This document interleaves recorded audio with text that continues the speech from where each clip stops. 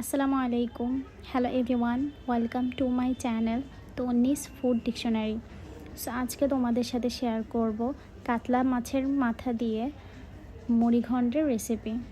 So আশা করছি সবার কাছে ভিডিওটা ভালো লাগবে। ভিডিওটা ভালো লাগলে সবাই লাইক, কমেন্ট অ্যান্ড সাবস্ক্রাইব করে দেবে। So late get started. প্রথমেই মাছের মাথাগুলোতে ভালোভাবে ম্যারিনেট করে নিলাম, তারপর একটু ভালো করে খুব অল্প আঁচে এগুলোকে ভেজে নিতে হবে। ভাজা হয়ে গেলে এবার আমরা একটা কড়াইতে হাফ কাপ পেঁয়াজ কুচি, তারপর পরিমাণ মতো কাঁচামরিচ দিয়ে যে যার স্বাদ মতো কাঁচামরিচটা বাড়িয়ে কমিয়ে নেবেন। তারপর আদা রসুন বাটা, জিরা গুঁড়া সবগুলো মশলা দিয়ে ভালোভাবে নেড়ে নিব।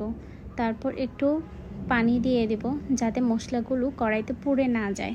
তারপর কিছুক্ষণ ভালোভাবে এটাকে কষিয়ে নেব যাতে কাঁচা মশলাগুলোর গন্ধটা চলে যায়।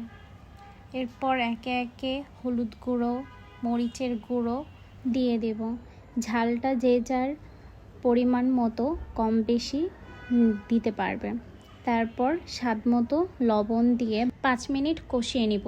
এদিকে আমি অন্যদিকে রান্নার শুরুতেই মুগ ডালগুলোকে ভালোভাবে ভেজে নিয়েছি। আপনারাও চেষ্টা করবেন মুগ ডালগুলোকে রান্নার আগে ভেজে নেওয়ার জন্য, তাহলে মুগ ডাল থেকে যে একটা গন্ধ থাকে সেটা আর থাকবে না।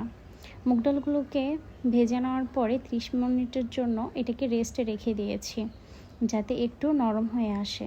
তারপর সেগুলোকে ভালোভাবে ধুয়ে আমি মশলার সঙ্গে অ্যাড করে দিলাম। ডালগুলোকে ভালোভাবে মশলার সাথে কষিয়ে নিতে হবে, তাহলে মুগ ডালের মধ্যে যে গন্ধটা থাকে সেটা কিছুতেই আর থাকবে না। তারপর অনেকক্ষণ কষানোর পর আমি পানি দিয়ে যতক্ষণ না পর্যন্ত ডালগুলো সিদ্ধ হয়েছে ততক্ষণ পর্যন্ত সেটাকে কষিয়ে নেব। কষানো হয়ে গেলে ভেজে রাখা মাছের মাথাগুলোকে একে একে দিয়ে দেব। মাছের মাথাগুলো দেওয়া হয়ে গেলে আরও 5 মিনিট চুলোর উপরে ঢাকনা দিয়ে রেখে দিয়ে নামিয়ে ফেলতে হবে।